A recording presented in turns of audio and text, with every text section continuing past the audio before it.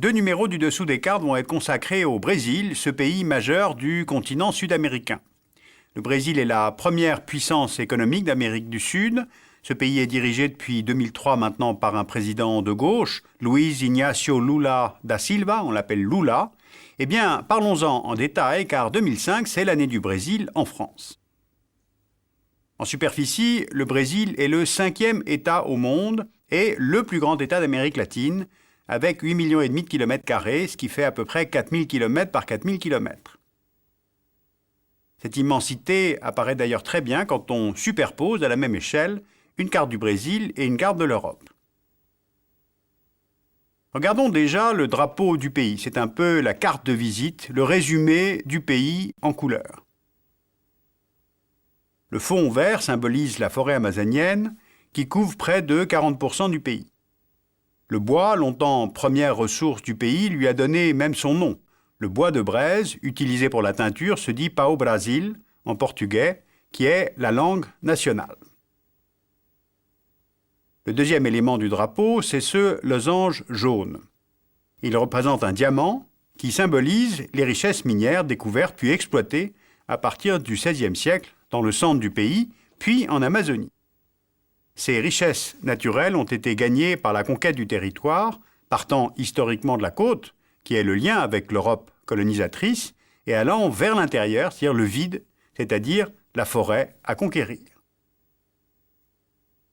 Troisième élément du drapeau brésilien, c'est cette sphère bleue étoilée sur le losange. Chaque étoile correspond à un État de la fédération brésilienne. Il y a aujourd'hui 26 États, plus le district fédéral de la capitale, Brasilia. Ces étoiles représentent le ciel au-dessus de Rio le 15 novembre 1889, jour de l'instauration de la République.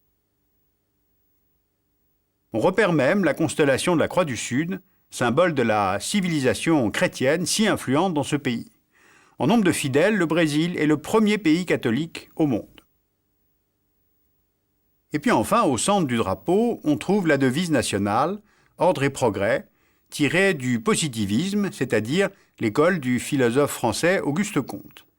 Très populaire au Brésil et en Amérique latine dans les années 1860-70, cette philosophie a inspiré l'idéal républicain brésilien et a sans doute aidé à faire proclamer la fin de l'esclavage en 1888.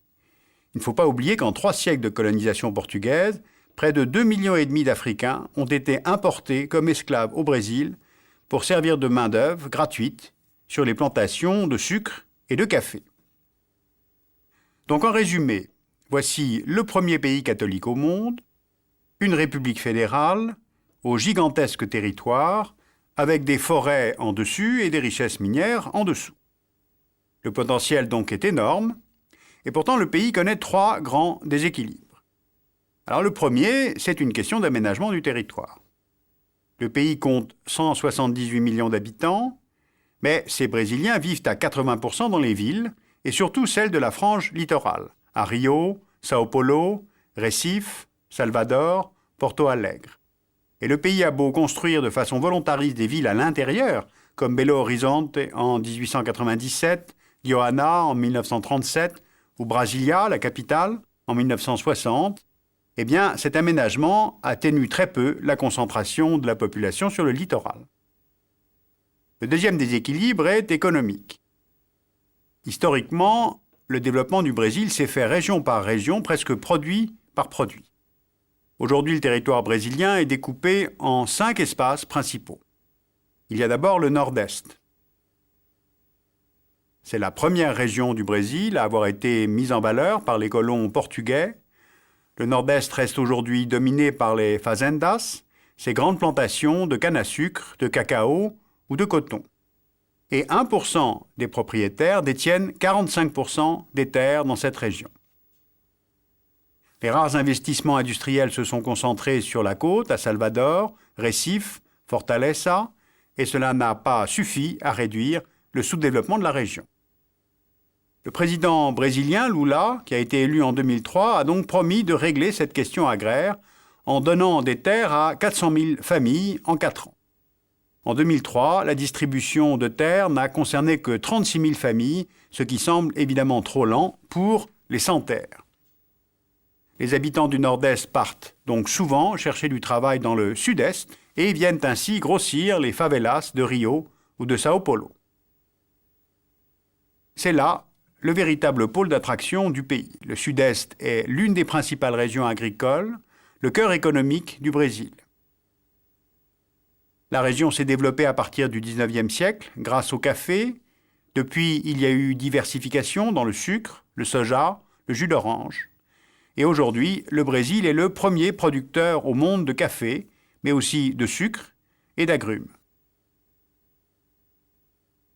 Et avec les mégalopoles de Sao Paulo, Belo Horizonte et Rio de Janeiro, la région fait à elle seule 70% de la production industrielle brésilienne, notamment avec la sidérurgie, l'automobile, textile, l'agroalimentaire, l'industrie de l'armement, le secteur aéronautique avec l'avionneur Embraer, et c'est là aussi que se concentre le secteur tertiaire.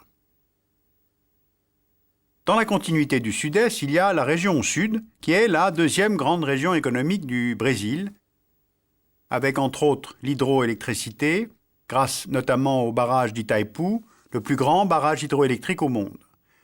La région représente à elle seule 18% du PIB brésilien, et comme elle est voisine des trois partenaires du Brésil dans le Mercosur, le Paraguay, l'Argentine, l'Uruguay, elle bénéficie des retombées de ce processus d'intégration économique régionale. Il y a aussi les plateaux intérieurs du centre-ouest, placés entre ce cœur économique brésilien et l'espace pionnier du Nord. C'est une zone d'élevage intensif, en passe de devenir la nouvelle frontière agricole du pays.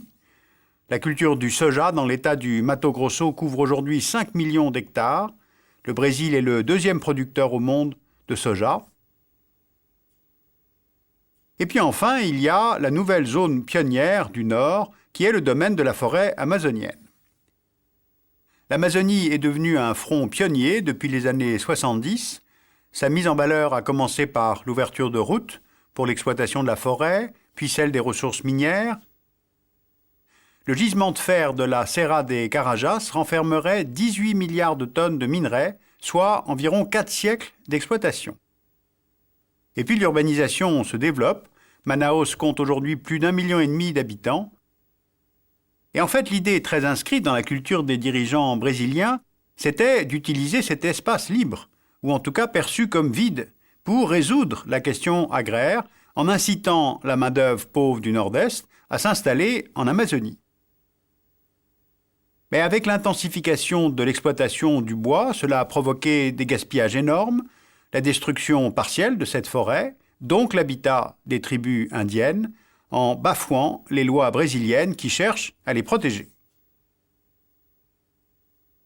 Et puis le troisième grand déséquilibre du pays, ce sont évidemment les inégalités sociales. Le Brésil est l'un des pays les plus inégalitaires au monde. 10% de la population du Brésil concentre 47% des revenus. 30% des Brésiliens ont moins de 2 $ pour vivre par jour. Et là, c'est la première fois que le Brésil a un président socialiste. Lula cherche donc à réduire ces inégalités, mais évidemment, les Brésiliens trouvent que les programmes sociaux se développent trop lentement et ne sont pas à la hauteur des espérances que son élection avait suscitées. Par exemple, le montant annuel des intérêts de la dette brésilienne est 5 fois plus important que le budget santé du pays, 8 fois plus important que celui de l'éducation nationale, ou encore 140 fois plus important que les dépenses affectées à la réforme agraire. Alors évidemment, la réussite de ces programmes sociaux dépend en partie de la réduction de cette dette, mais aussi du soutien politique à l'intérieur du pays et de la place du Brésil sur la scène internationale.